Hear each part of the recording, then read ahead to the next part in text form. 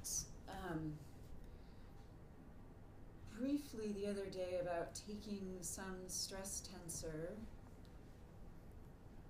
that we know of. It has some various components, and trying to figure out what the what's going on a particular fault line. And so the first thing that I want to do actually is give you guys a little bit of, we're just going to do a few in-class problems. So we're going to take a stress tensor that's minus 10 bars in the horizontal direction, minus 1 bar in this vertical, and 0 in the third dimension. And we're going to slice this, look at a few different planes and kind of see how the ultimate forces, the normal and the shear force on that plane, are a little bit different depending on the orientation of your plane. Because in this case, the stress tensor, what would this one look like with these magnitudes I stuck in there?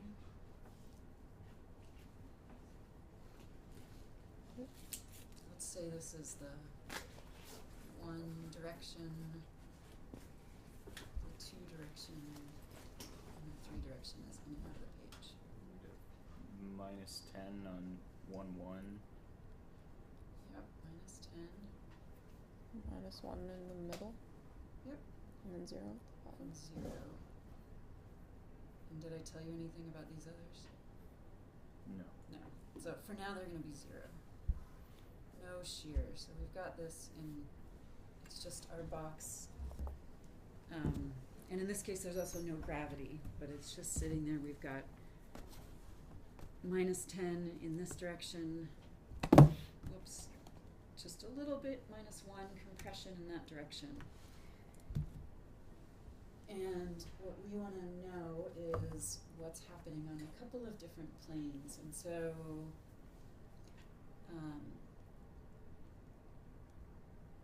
this plane NJ, if that's the 45-degree angle plane, how would you write that as a vector? That was 45 degrees. It's just at 45 degrees. 1, 1, 0. 1, 1, 0, and what do we need to do with that if it's a normal, a unit vector? Divide by magnitude. Yeah. 1. So we need to multiply this by 1 over square root of 2 just so that it maintains a length of 1. What about this plane perpendicular to it?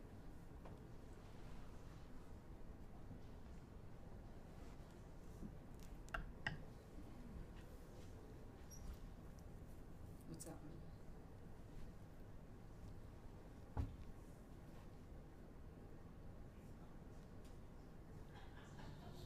Negative 1, negative 1.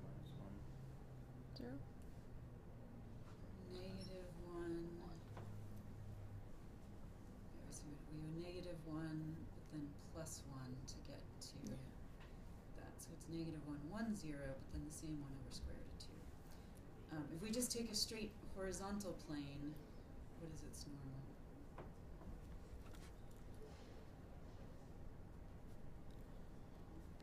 So the normal is just a vertical arrow pointing out.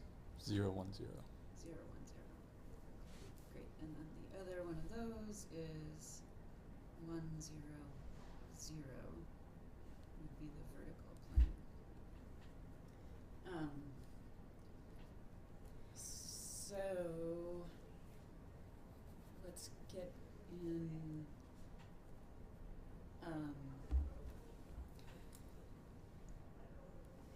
You guys are going to solve for this traction vector,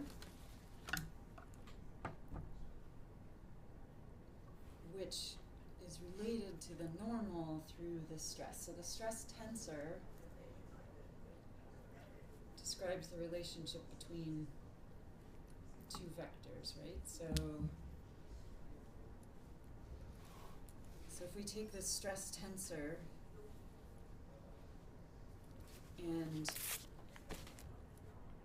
project the tensor onto this plane defined by our normal, we get back what we call the traction vector, which is like the representation of stress in that plane. So I tried to keep these numbers pretty simple, but this is where since you guys were sitting in similar places yesterday, did you guys work together Tuesday? No. No. And Andrew? Yeah. No. Okay, then you guys do the upper right one. Figure out what your traction vector is. And I think you guys did work together. Mhm. So why don't you guys swap Okay. around and Annie, if you wanna, whoever you're working with, Joshua maybe, do this one. The negative one on. Yeah, and then Ayala, do you wanna go Mhm. over there? And these two end up being a little mathematically simpler, so if you could do both of them, Mhm. that would be great.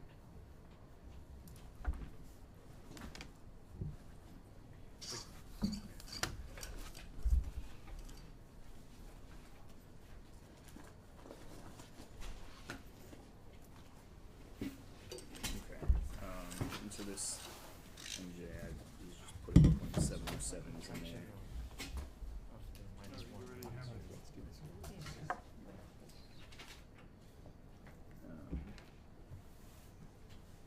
So I guess it's just a little bit of matrix math.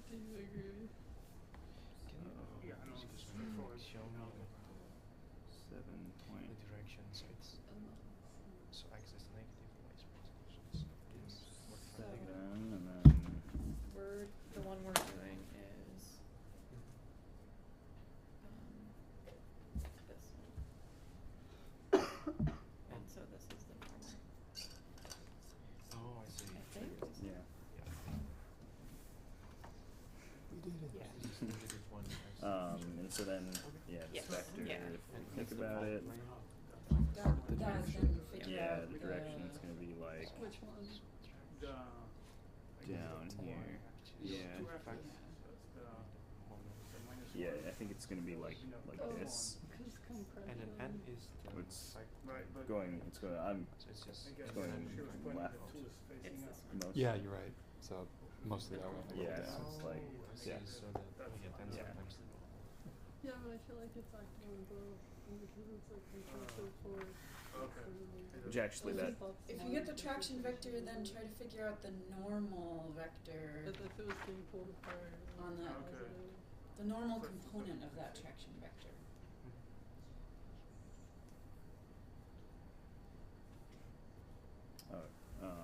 I didn't hear, sorry. Oh, if you get to the traction vector normal T, component of then try to this. figure out the normal component of the traction vector on that. But so plane. this is negative. This one's negative 10. What is So a it's good way to figure out With Oh, the- sorry, yeah. from this side is The different. tracer. what's perpendicular to that. Okay, so it's positive. And Oh yeah, it is. Yeah, okay. Sorry, it was missing a negative sign.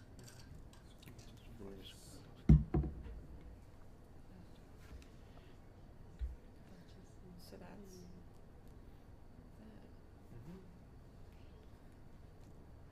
okay, so the she wants us result to find affect what's directly the normal vector to Okay. So this. we already multiplied So I was by trying to normal, think I what's the don't best way to understand figure out the What is the question?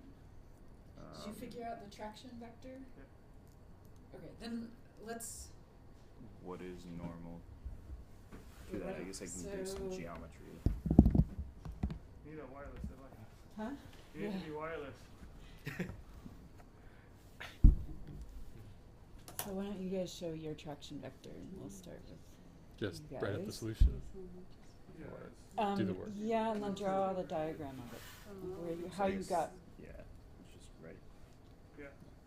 unless it's more Well, complicated. because it's -1 to go again.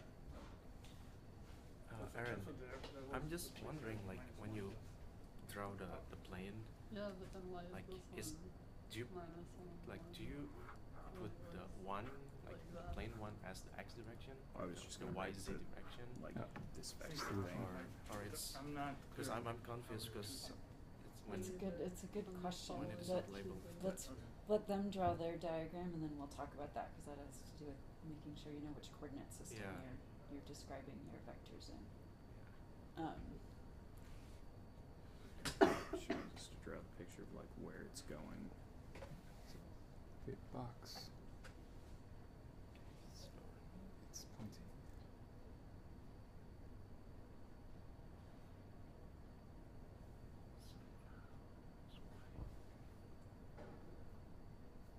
Did you want more than that, or? Well, explain to me what that is, because I don't Oh. see a coordinate system. I don't know Yeah. which Oh, the plane X, is, Y. where your normal is. 1, 2, 3. Okay. So it's mostly going in the -1 direction, so off to the left and slightly down. Okay, and what was the plane you were describing? This, so what's the plane that you're working on? So the traction vector is the stress on a plane. It's not a vector in random space. It's on that plane, the NJ plane. Ah, Oh, I So- was still working out the math for what that plane was, the geometry of So- like. what that so our plane original was. plane. So it's the Okay. Wait, no.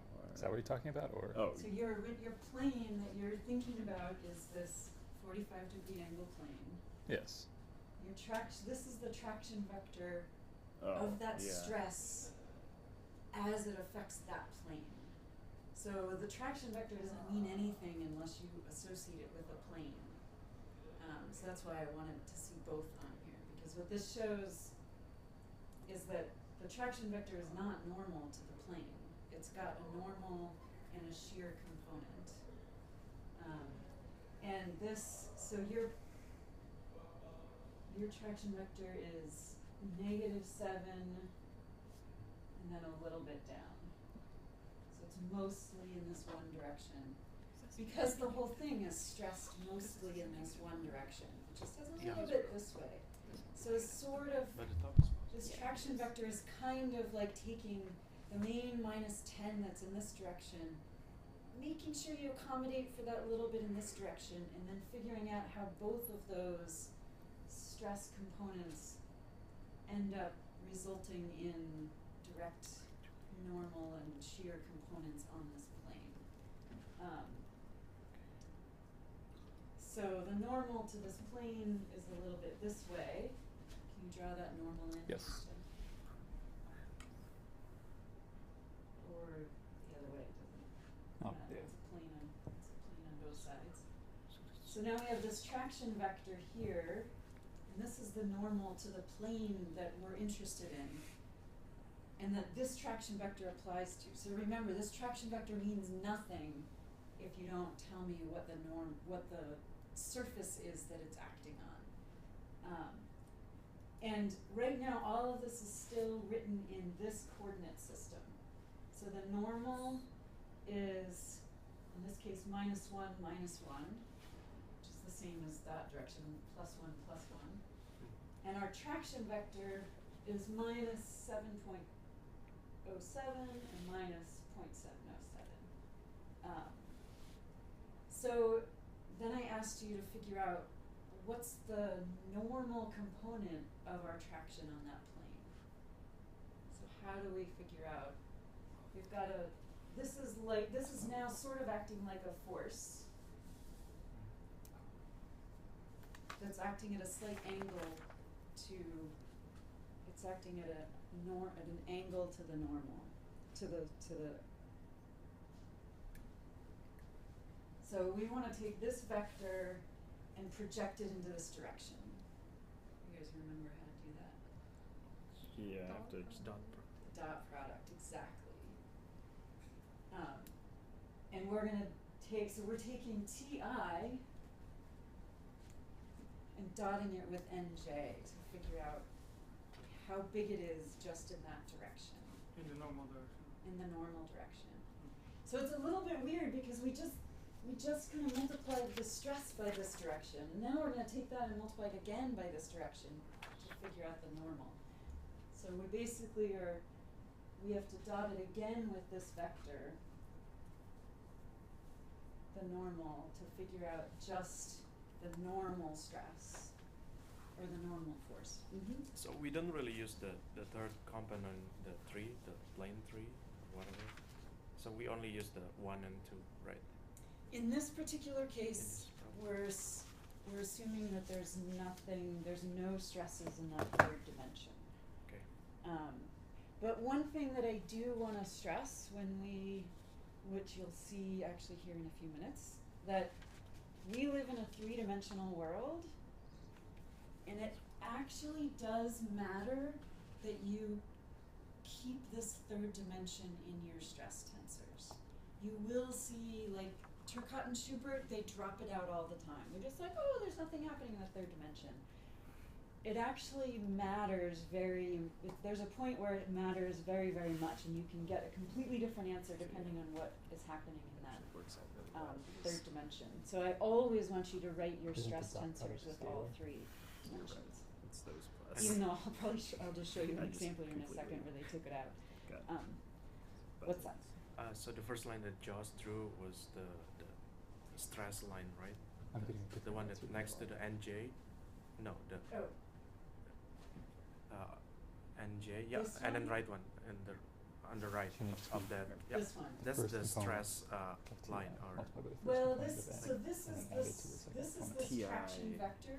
Okay. TI. Oh, you break it Just up. though, drew TI. that. Ah. This line Yeah. This really is is TI, just so it's it's just showing that it's perpendicular to the stress vector. It actually doesn't 0.07 really mean much. Okay. Oh, it doesn't mean much. Okay. Um, 707. so Why are we I see. multiplying it by See the if- other component of T? I'm multiplying it by Let n. me- Because n. Oh, you're right. Assuming it's 1. So Can I grab this? So just to kind of clarify what Josh was saying, I'm gonna erase this because this is the plane that we're interested in. This is our fault Default. that exists in the world, and we want to know what the shear and normal stresses are on that fault. So that's that's described by NJ, which is this little normal guy. This is our T.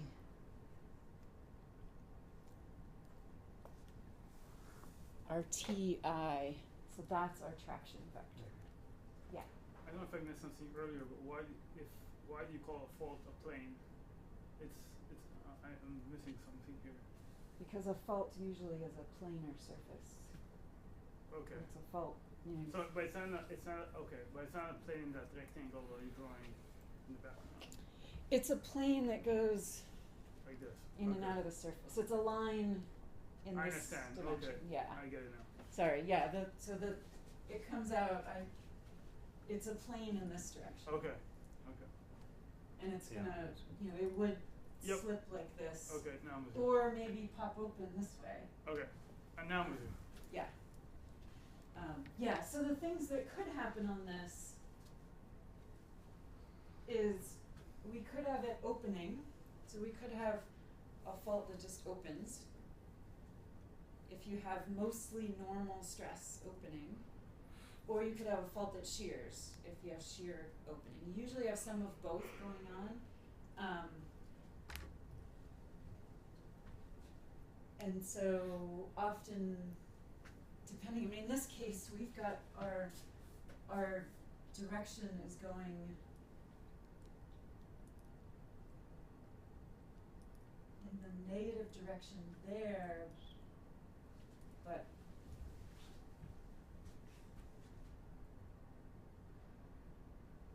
did you use the negative? Yeah. What version of this or the? Oh, use the positive one.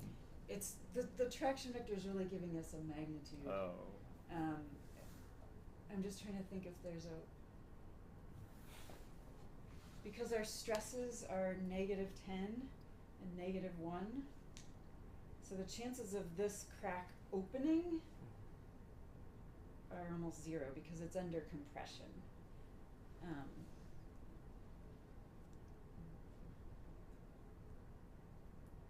And I think where'd my thing go? I think the way to really draw this so that it makes more sense that way is that it's more like that.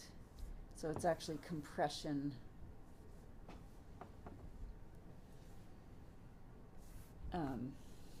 It's a compressive, the normal stress will be compressive.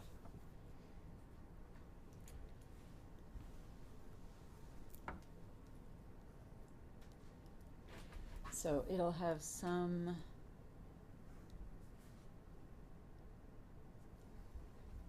normal component.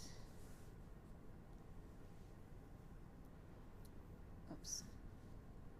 And some It's 5.5 in shear the component. normal direction. 5.5. 707s are really nice to square. Yeah. Yeah, that's good. Do you know what the shear is then?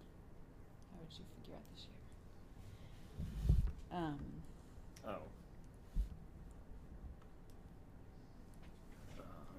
It'd be the leftover. That I want you guys. Which one did you have? The -1, 1, and 0 for the normal. Okay. And yeah, so go ahead and show us yours. Which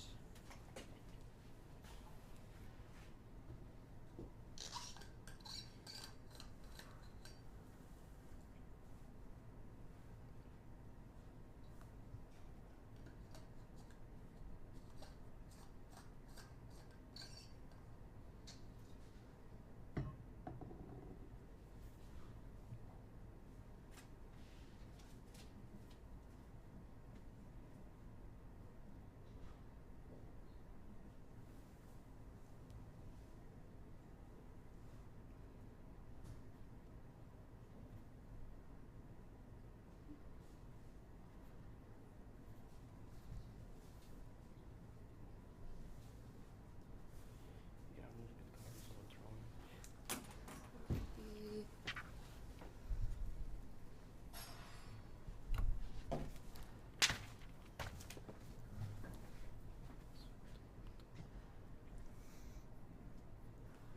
Work out the shear.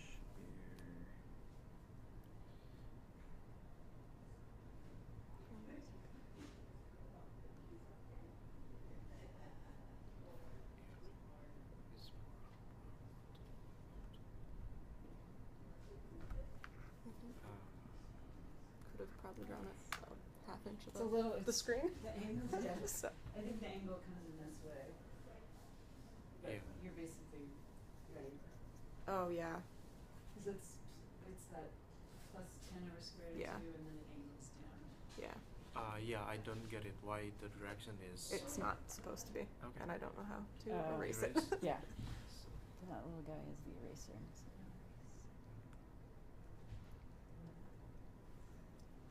So So it'd be like that. yeah. Nice. So it's So like a shallower angle. It's a shallow angle coming up. But the y, I mean the 2 is negative. The direction to the plane Oh. 2 is negative. So it would be. Should Well, be in the it's- third. So it should be even more angled than that. Like Yeah. it should be coming down at. Yeah. It's, Right. the third down, quadrant. there we go. Yeah. Yeah. So positive this way. Yep. Oh no wait. That- Positive and negative. Oh no, maybe you're right. Yeah. Positive, negative, yeah. But you basically got the same magnitudes as this other group. You're just on the other But the then perpendicular. that's the same.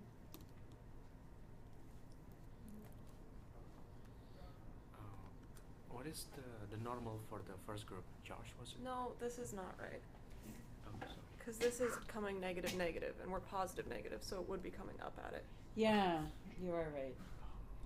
It always takes. Because that was the one that I just erased was the exact same one as theirs. Right, So so this this one is is coming up at the other angle. So like one is going down this way. That, no, that's a normal angle. That's the normal angle. It's not quite that steep. So it's shallower It's than. shallower like this. Hmm? Did I trace your hand perfectly? Yeah. Because, yeah, it has to be positive in the x. Right. Yeah. Positive. But the y is negative. It is, because it's moving that direction.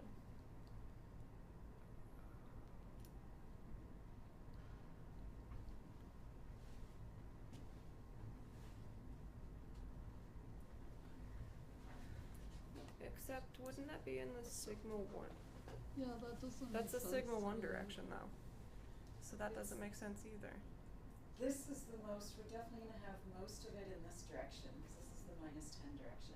Yeah. And just a little bit in this direction. So if we have this, is this traction vector, if we take it away all the sigmas and just say it's x, y, z coordinates. So sigma 1 is x, sigma 2 is y, or, yeah. Yeah, So, so if it starts at the origin, moves. it goes positive Oh, and yeah, then okay. negative. So it's along this line, Yes. that's the I direction. understand. But because it is a compressive stress, So we take the opposite direction. you could draw it over here in the positive to negative direction. Oh. It's 4.5. Oh, it's the same thing if I were to draw it from the other side. But the other side. and also the arrow is the opposite direction. Is that the same answer? If the arrow is pointing. Yeah, it's the same direction. And the magnitude here is, it's a compressive And stress. that normal's the same number The normal as would be them, the only same it's, number. and it's the same direction. The shear is gonna be in the opposite direction. But that But big the N normal will will be the the same. same. Okay. So where is this here again? Sorry. Like, can you like, yeah. So this,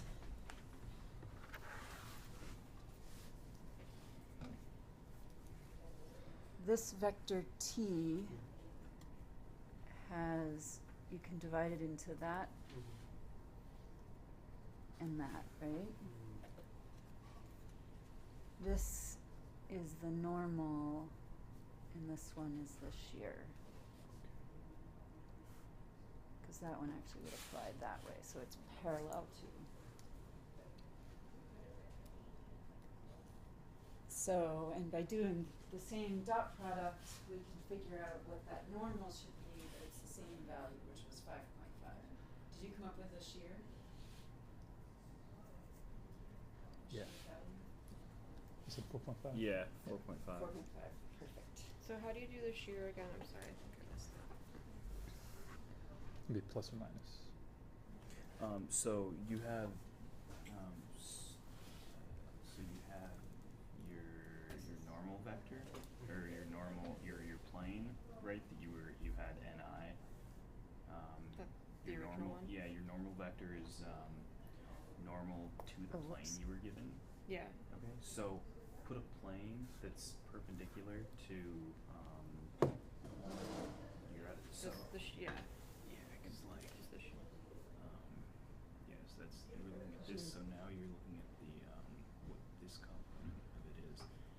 And so if you say this normal vector makes a plane, and you look for what part Are of we it's changing normal the here? the, You can just take the dot like product of this. the times coordinate this, system when there is like the fault plane? Right, something we have like- not changed the This coordinate normal system at vector all is- so far. These numbers are all in our original Like you're coordinate trying- But system. I'm trying to find that. So what is the difference between Oh. the You're first trying to find example that, and this so one? you can draw There, then a one is the plane. plane Okay. Which 45 degrees this way, and one is the plane The 45 original degrees So video. it's just the way we look at, like, it's still the same plane, but we want to look at it in It's a different. different plane. It's So the normal okay. is There are was two my planes plane. this way. So you Ah. can have To two the different faults, Yeah, so one you- this way and one this Oh. way. Yeah, Here's so, the fault. so you can just rather see And it in This was normal the direction to the here. fault. Where they're talking So about the the traction, calculated so I remember you shape. said that like the other side Figure would out how also to be a map correct to that answer. end. Because it's acting on the plane. So it's Remember, forces have to have partners, in Partners. order so that Ah. the whole They just fault do doesn't it. go flying It's away supposed to be a 45 the degree far angle. distance. Oh, okay. Yeah, yeah. Does that? Okay, so it should be 45. Yeah, So- because if you, So Yeah, N because was it's based on the 5.5, so- Okay. well negative, Okay. no, it's just Yeah, It's it's a negative. negative 5.5. and Sorry. S, that's right, S is 4.5. Yeah. In the positive.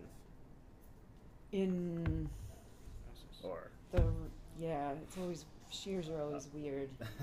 Well, I guess it's. Right lateral or left lateral I shearing, guess so there is a you're right. positive and negative You're right. depending It's- on how you, it's a convention, there's, okay, so that's for these 45 degree planes, but you guys had, look.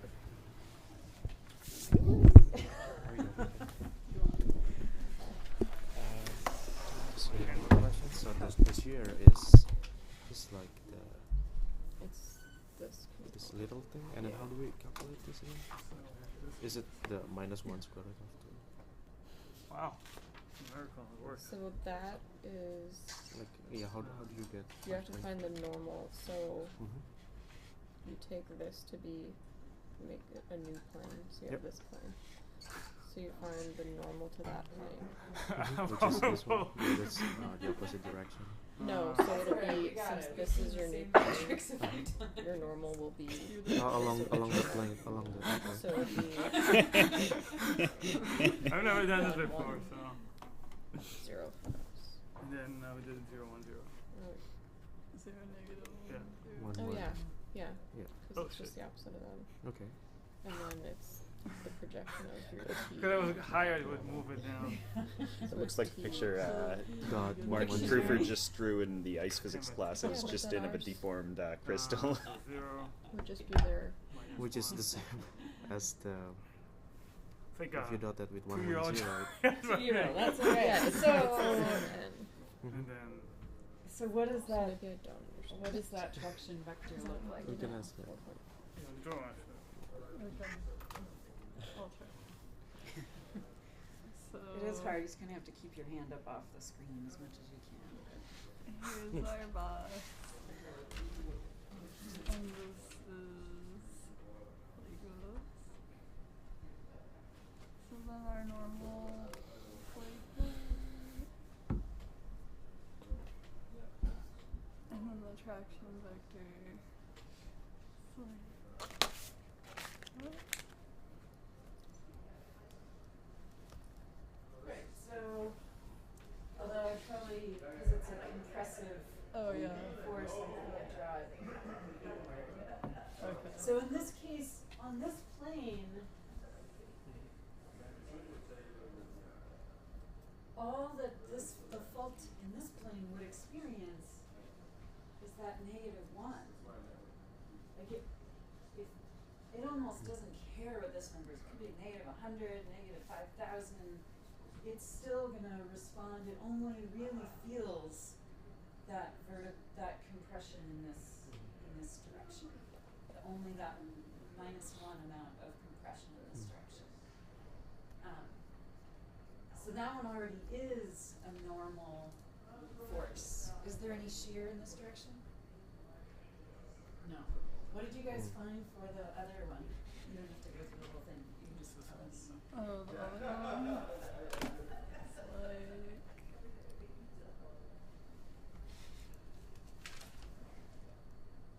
Just pretend that you're drawing 90 degrees. it's basically just the opposite. If that's in, so the traction would be like Yeah. So in these directions, it really only senses the compression or tension if we had tension. But in this case, it's compression along this way or compression along this way, depending on which plane you're looking at. But at the 45 degree, we've got shear stresses and the normal stress is a lot less. So all of this we've done in the one coordinate system. All we've done is rotate the plane that we're interested in by changing the normal. So we're kind of forcing a rotation of our fault by changing the normal that we describe it by, right? And so if we were to do every single little plane in between, we would start here where the normal is -1 and the shear is 0. We start rotating it. The normal is increasing magnitude. The shear is increasing magnitude. At 45 degrees, we had -5.5 normal, -4.5 shear. But by the time we get here, we have to be back at back at 0 shear, because ours was -10, but with 0 shear here. And we could keep going, rotating around and around, and we could figure out the normal and shear in any orientation. The same idea exists if you take your coordinate system. You keep the same stress, but start just rotating your coordinate system that you're looking at that stress. So now if we just forget that we have faults there, because we often don't have faults or we don't know where the faults are, so we can't rely on the faults to tell us what is happening in any particular situation. But what we just did is really the same as taking our original coordinate system. If we could rotate the whole stress tensor into different coordinate systems, we can start to see these same things. So there is a coordinate system. Just a little.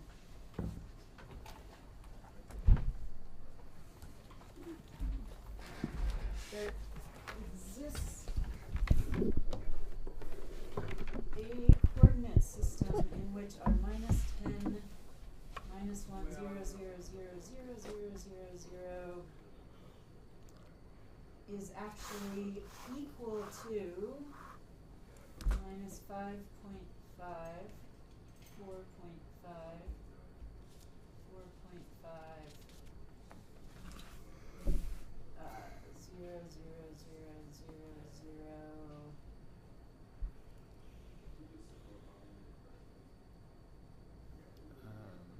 And I think it's -5.5.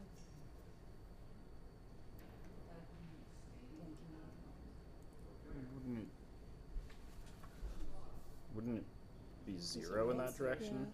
We can figure it out. I think it is. Close to it.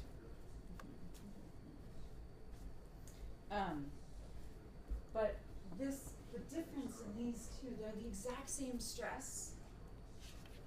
They're just being described in a different coordinate system now.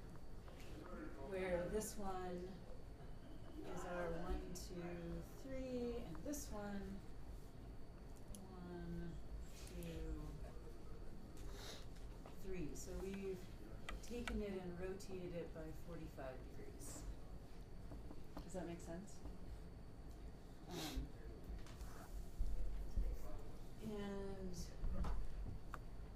can look at this.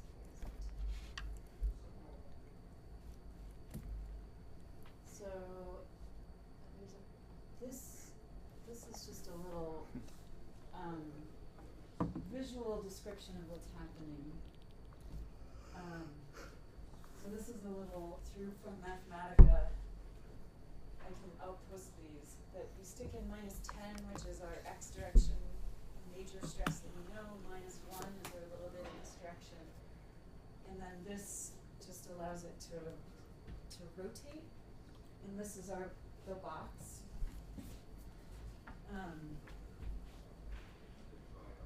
So we started in that original coordinate system here. We've got -10, little tiny arrow for -1, and no shear.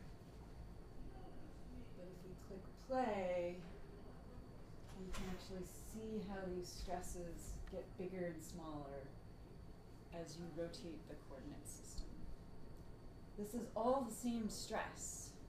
It's just the coordinate system is rotating, and the only time we would notice that it's a different stress is if we finally went in there and looked at a specific plane. It still looks like it's still the same stress everywhere. It's just the coordinate system that's changing. So we can visualize it in a lot of different coordinate systems. This on the right is, and I'll show you one that has a little more numbers on it so it's easier to see. But this is another way to describe it. If, in this case, this axis is the magnitude of the normal stress. This axis is the magnitude of the shear stress. And so if I slow this way down, you'll see that this little dot is at the top of the circle when that's at the 45-degree angle. So this is our maximum shear stress. And then it rotates down back to here by the time we get back to a straight orientation. Yeah, Joshua? I just don't know how do you get the number, the 5.5 and 4.5? Do you wanna? Yeah, so we have so in our first plane, there's this N1, or we have a plane that's at 45 degrees. We have this traction vector here. That's the stress. So we have this plane here with some normal vector, and so what I did is you take, and we know from solving it that this traction vector is this minus 0.707 Yeah. It's this minus one. 0.707. So then I wanted to know what is the component of this TI in that normal direction. So I solved it coming down here. So you take the dot product here, which to write it out becomes a minus, or so this one is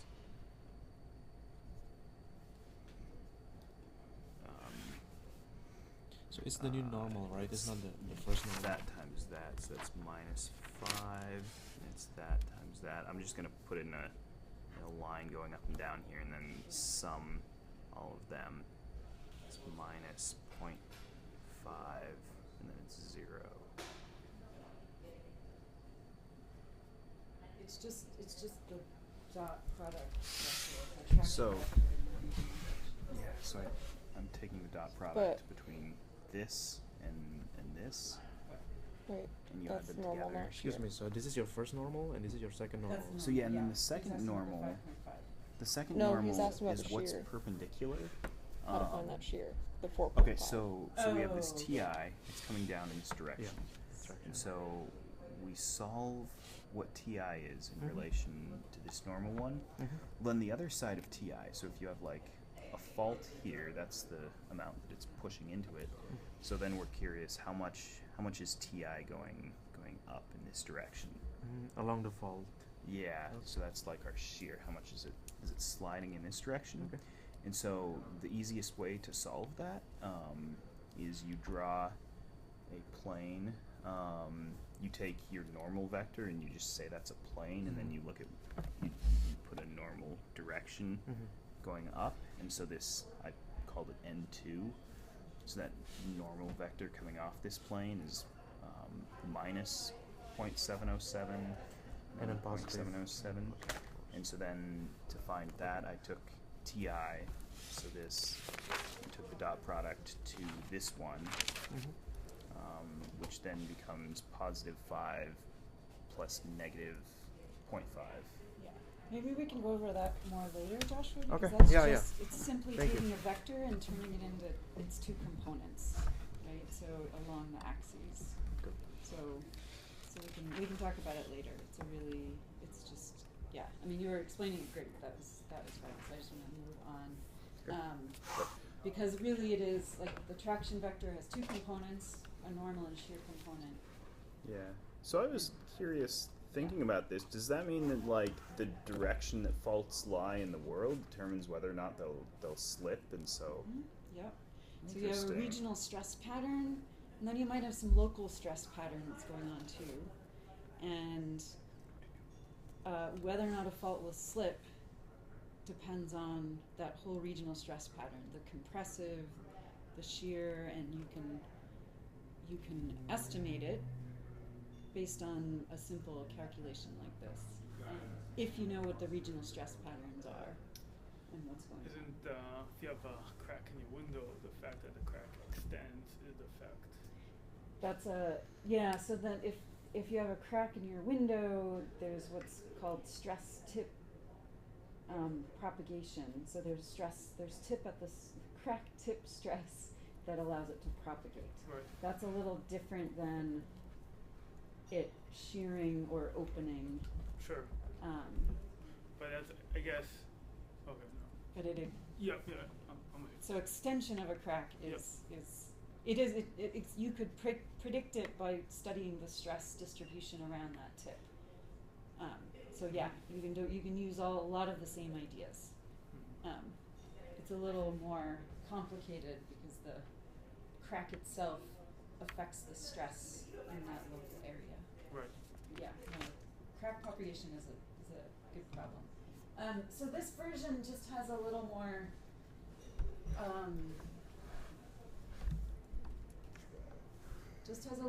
numbers on it, but it doesn't show the box, and so I wanted to show you the box one first. But this is the same thing where I've got -10, -1, and 0 is our shear in our original coordinate system. This is where I get mad because they forget that we live in a three-dimensional world. So we're just gonna ignore that. But this is that same circle, and we can do the same thing by watching it rotate through, and here it actually shows us what those values are, so we can kind of get a feel for how the stress and how the normal and shear components vary as you rotate the orientation of your coordinate system. So again, it's all the same stress. Nothing has changed in terms of the stress. It just looks different if we look at it in different coordinate systems. Just like a vector, the three components that make up a vector, depending on the coordinate system, it's the same vector, but in one coordinate system it might be 1, 0, 0. You look at it in a different coordinate system and it might be 5, something, something. I'd have to think quickly how to rotate that. But all it is the same vector rotation concept that you've probably learned in other classes. It's a little bit trickier to think about with a tensor, but it's the same idea of rotation of vectors. And the reason that we want to know about this rotation of the coordinate system is because if I give you a more complicated stress, let's say I give you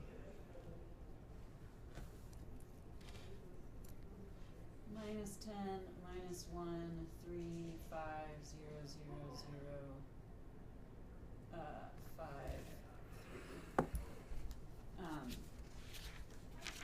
We can take our box and we can be like, well, it's -10 in this way, it's -1 in this way, but then there's some shearing on this side, and then there's shearing on this side. So what's happening there? And that, it looks daunting, right? It doesn't really give us anything useful. It turns out because of this idea, we just were rotating like this in the problem that we all just did in class. And we could find a rotation that allowed us to get to 0 shear, right?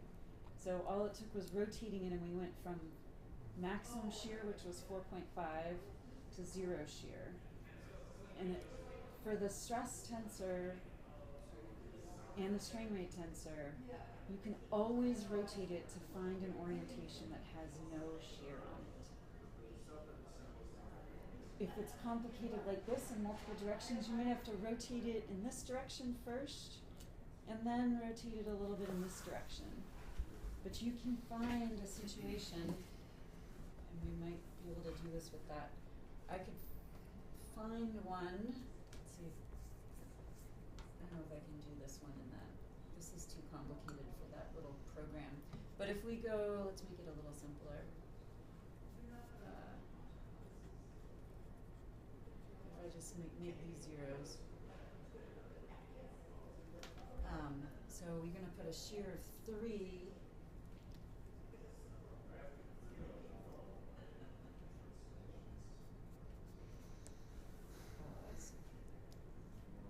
So in this one, I can actually give it a shear to start with. I give it a shear of 3. Now I'm going to rotate it. So our circle changed.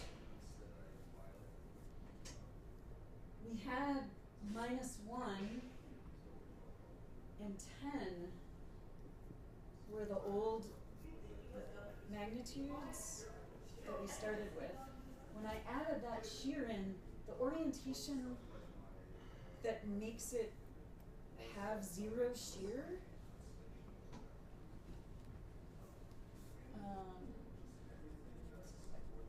to pause that for a second.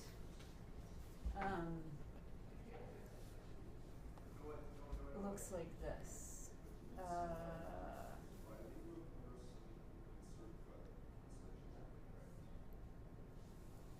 Minus 10.9, this number, and minus 0.1, that number. 0, 0, 0, 0, 0, 0. That's this red dot here and that red dot there, where the original numbers that I stuck in were those two, but because they had a shear, it's now changed things.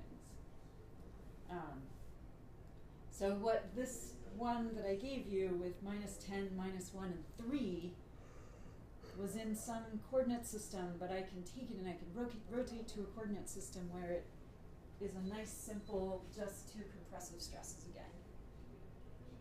The value of that is, I mean, these are compressive, but say these were extensions. If I put a crack right where this is, and it's under tension, that crack's going to pop open because that normal stress is going to make it pop back out. So it's very often that we love working in this nice, simple coordinate system where we have no shears because it makes life easier and we can see what's going on. The dikes are going to form where you have this maximum normal stress that's causing opening of that space so that the magma can come up.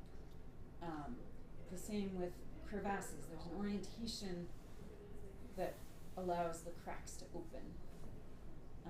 So patterns, like if you have a book or a stack of papers and I want to figure it out mathematically, I would rather write my coordinate system so that they're perpendicular to the papers. And then I can say, well, along this way, I can sense it's going to be easy to shear these pieces of papers because I know they're slippery that way.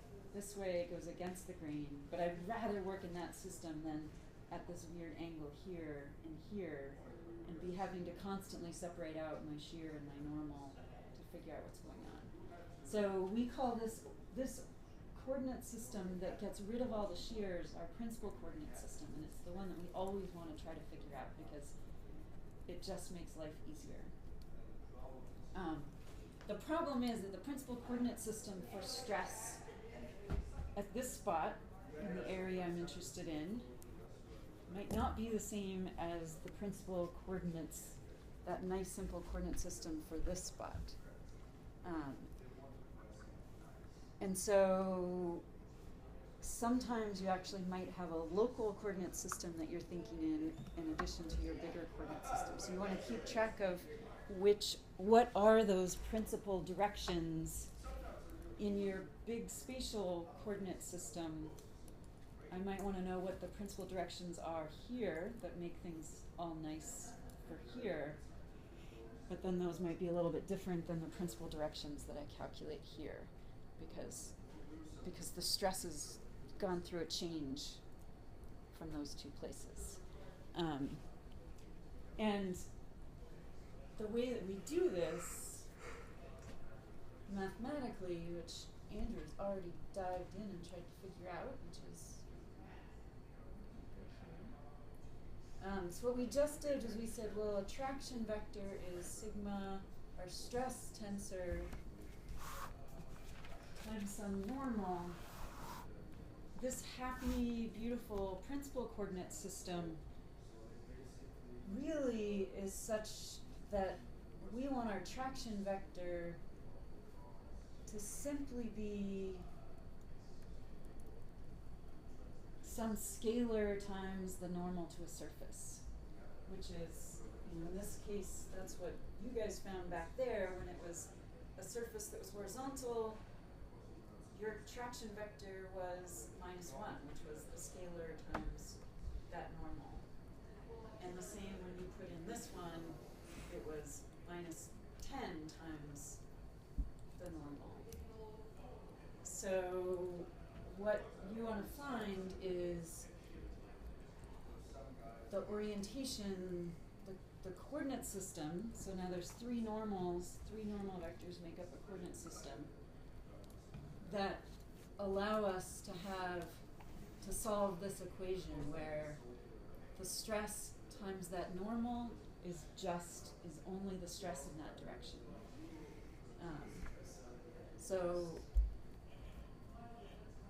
So basically, it doesn't really matter what we call it at this point. What we want to find is this, which are those three principal stresses, and you'll see why there are three here in a second. And there's going to be three associated directions with those, which define our coordinate system, that tell us what that special coordinate system is in this big coordinate system that we are working in as a whole. And so the easiest way to do that, which is in your notes, and you can walk through it, but if we want to find what lambda is, we know what sigma is in some coordinate system, and we want to find, and we know what this coordinate system is, we want to find what this coordinate system is. Actually, sorry, those are the same. These are the same normals. I should emphasize that those are different. These are the same normals. Sigma ij minus lambda delta ij times nj has to equal 0. So we just took this to the other side. Why do you think I stuck this guy in here? What's this again? Canonical delta. Canonical delta. What is that look like? Sorry? The 1, 1, 1 index. Yeah, it's the identity matrix. And the reason that you do that is because if you were to write this out, this becomes 1, 1 minus lambda sigma 2, 2 minus lambda sigma 3, 3 minus lambda sigma 3, 1, 3, 2, sigma 3, 1, sigma 2, 1, 2.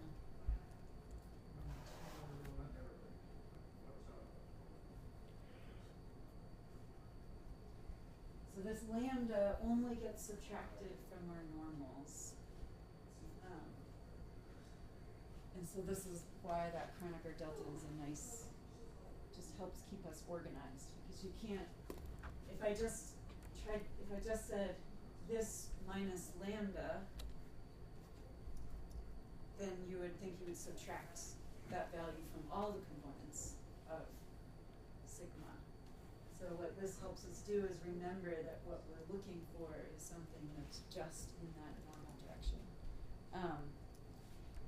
And if we're multiplying this by this and we have to come up with 0,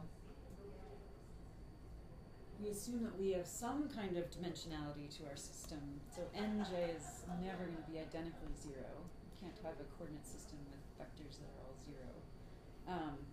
So that means this has to be 0. And if you dig back into your brain of matrix linear algebra, you can make that be 0 by setting its determinant to 0, and then you can solve for lambda. Because we know this, and lambda is our unknown. And we can find lambda by doing our determinant. There are 3 lambdas because there are 3 directions in 3-dimensional space. Does that make sense? So this does come back to all of your linear algebra, but if you work through the determinant, maybe you remember this too. The determinant, if you solve it all out, it gives you a cubic equation.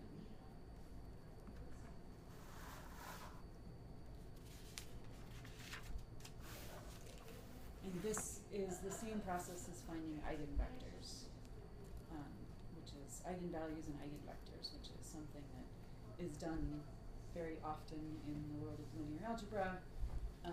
So if you don't quite remember some of the details, then I would highly recommend going back. But if you write out that full determinant, we can figure out what, right now I just put I1, I2, and I3 in there.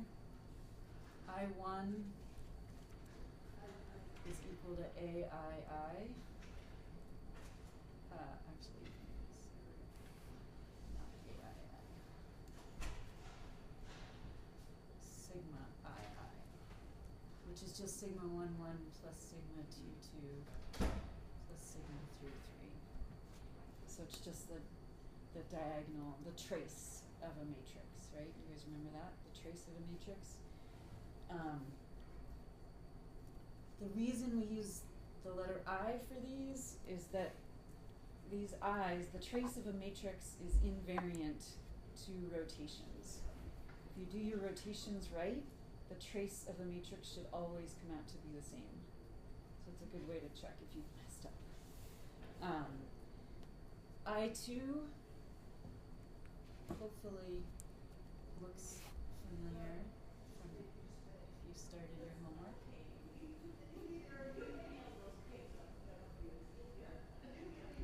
Does that look familiar? Is that what you were asking me about, Joshua? It's got a few more terms in it, but it also is an invariant of the matrix. So you could rotate this matrix, write it in any different direction. If you calculate this, you should end up getting the same value in every coordinate system. The numbers will look different in the tensor, but that will come out the same. I3 is just the determinant of the matrix, which again is something that you would have learned in linear algebra is invariant to the coordinate system. So the tensor might have different numbers in it, but if it's just a rotation, then these invariants will always be the same. And if you can calculate these, we know this one is pretty easy from this, and this one we know how to do. This one, you just have to figure out what all those terms are. There's six terms in the end that go into that. These describe that stress, they describe that tensor. And the way they do that is a little bit tricky, but the first one has to do with kind of the overall size. So it's like a volume of the tensor because it's picking out these, the trace. It's kind of a description of the size in those three main directions.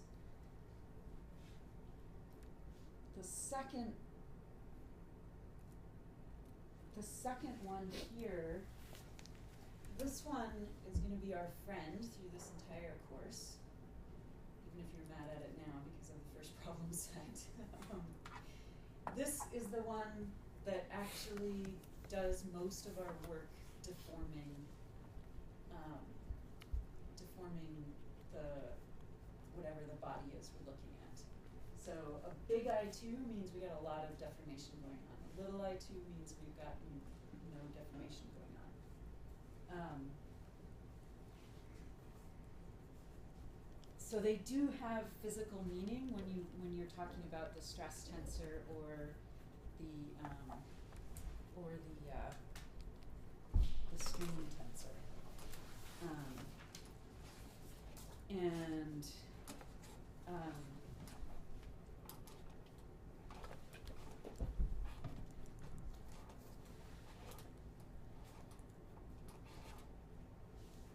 So if we calculate I1, I2, I3, you can plug them in there and you can figure out what the three principal values are. And those are the three stresses, the three normal stresses that are the normal stresses in that magic coordinate system. So at some point, once you figure those out, you can write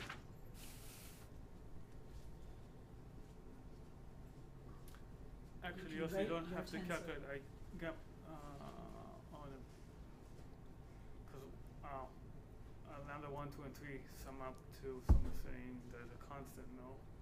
Right. You don't always have three distinct ones. Right. Right. And that's what I'm going to talk about next. Okay. Good transition. Once you know what those three are, you can write your stress tensor to look like this.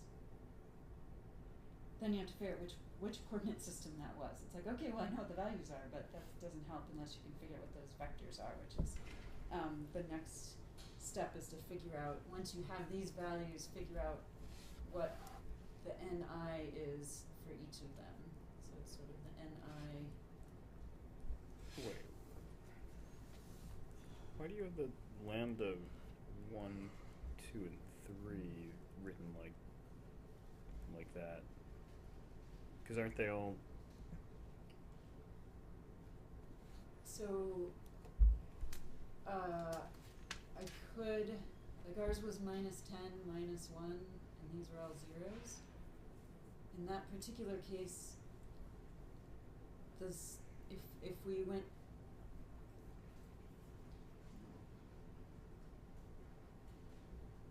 in that cubic equation that I just had, let me go back here, this cubic equation, there's going to be 3 roots to the cubic equation, right? 1, 2, and 3 roots to the equation. Yeah. And so the stress tensor that equation was derived from,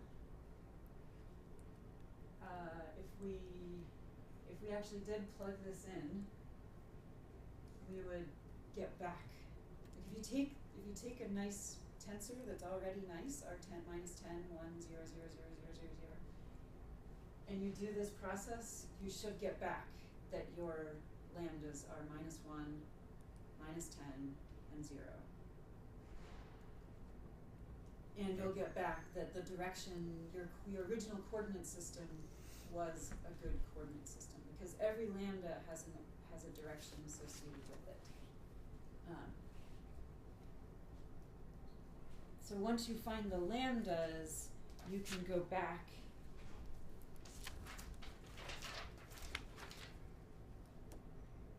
once you find your lambdas, you can go back to this equation, sigma I j n j is you know this coordinate system, that's the one you started with. You know the stress in that coordinate system, that one you started with. Now you know these three, so you have to solve this equation 3 times to find the 3 different directions. And those will be the new coordinate system. Those will define that new coordinate system, that's the special one. So it takes a little bit of walking through the steps. I have you do it in the problem set. You can do them really easily in MATLAB by looking up solving for the eigenvalues and eigenvectors.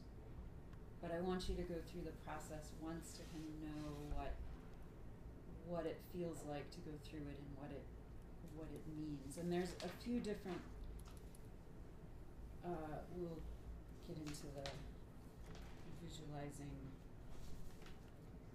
it in a second, because what I do want to talk about is that they're not necessarily all 3 distinct ones. So if a cubic equation can have three distinct values, can have 3 distinct roots, it can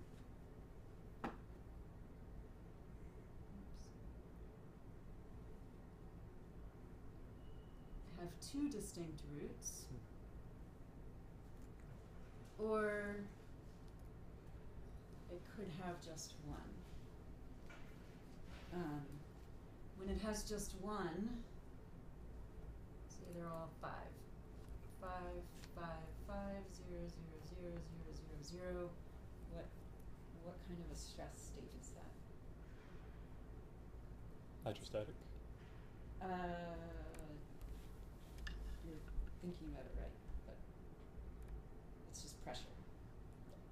Might not be hydrostatic pressure, but it is just pressure. So this one, we find only one root, they're all equal, that means that we have just a uniform pressure stress state. If there's 2 that are equal and 1 that's distinct, then we've got some kind of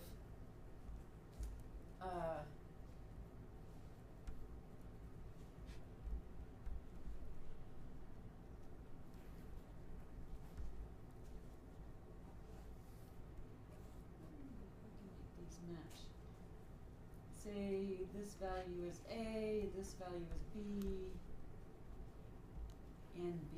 So in this case, we've got a big A squeezing down maybe, and then the same stress going out the other 2 directions. What that means is that we can spin this thing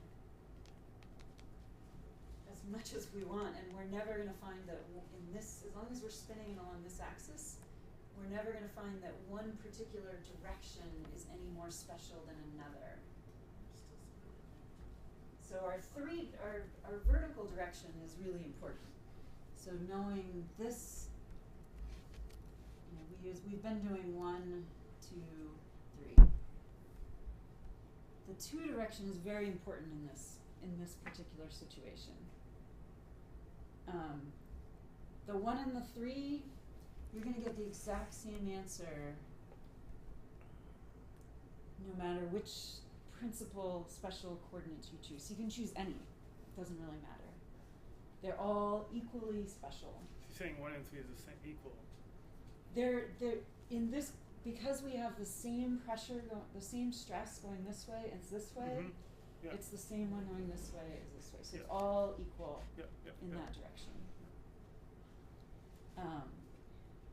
So this is where we can get, like this one, you could also, if the stress in the B direction is 0, it might look like this. Well, that's the 2 direction. Let me do this properly. 0, A, 0, 0, 0, 0, 0, 0, 0, 0. So this is a uniaxial compression, we call it. It's just, you're squeezing down in one direction and there's not much happening in the other direction. Or what's happening in the other direction is pretty uniform. And actually it matters what you decide there, because for example, if you take like water in a glass, say we're in space, so forget about gravity for a minute. Water in a glass, we squeeze it vertically, so we try to pressurize it vertically. What is that water, where's it gonna go? Right? It's gonna try to go Everywhere. out, but it's being protected by this glass, right? So because it's water, we know we need the glass because otherwise it would just go everywhere. So in that case, there does need to be, the glass is providing a stress back at us. We're trying to squeeze it down this way, but the glass is responding by squeezing in on the water. If we just had our silly putty, and I squish the silly putty down, what happens to that? Expands It's outward. gonna try to bulge out, right? You squeeze it down, it's gonna wanna bulge out. If there's just no stress around the edges, if this really is zero, and we apply that stress, we'll find when we really dive into strain, depending on its material properties, that we will get a negative strain going out in those directions, because it's trying to, So- positive strain, it's trying to stretch. Um, So this is when it matters what you assume is happening in that third dimension, because sometimes you need to assume that there's, But this is a case with only one root as well. this Of has that. two roots. If it only has one root, then it's pressure, the same, Then- everything's the same. Doesn't And the I'm, B show up? well, B I made 0 in this, so we can. Oh, okay. Sorry. B. So it might matter what we assume is going on with B, how the system responds to our A stress. And so in this case, if you suddenly decided, well, we're gonna just make that 0, we have actually completely changed the stress. So even though that's why you have to be really careful about what you put in this corner, because it can completely change the stress state, where you might actually have this kind of symmetry going on, and if you just assume the third dimension is 0, which seems like always a simple thing to do, you totally lose your symmetry. So you do have to be careful and not just assume 0 in a third dimension, unless you can justify it for some reason. So, that is primarily what I wanted to go through today. So we can come back to this figure, which I had open just to kind of finish up, so we can just that one. Let's finish up. Oh, what page was it back there?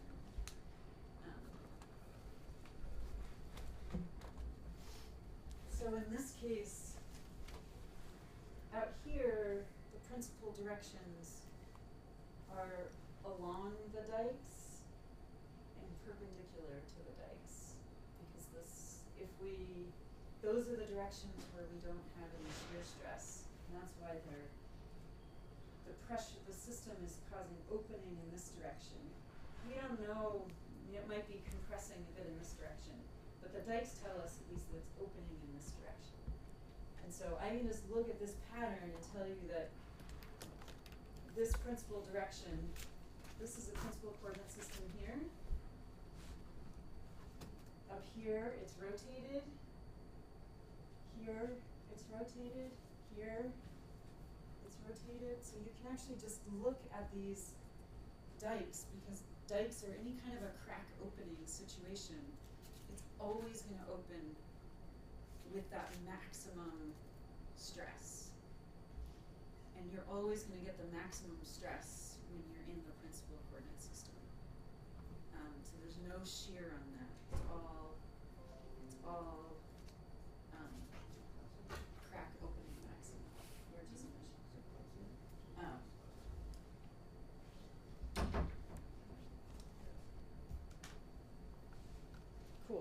Any last thoughts? Okay. The one stress state that we did not cover today is when we bring gravity in.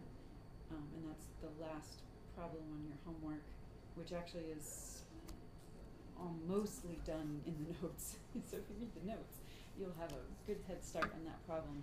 We can touch base on that on Tuesday before we shift into Unit 2 if there's, just to kind of make sure everybody's on the same page. Good? Did that help? Sort of, yeah, so the answer I had has only one root. The answer you got has only one root, so all three roots are the same. Yeah. And it should be a pressure situation, but Maybe remember I what I gave you. took the determinant wrong, but Um, no, I checked it a couple times. check it. You can also check it in MATLAB.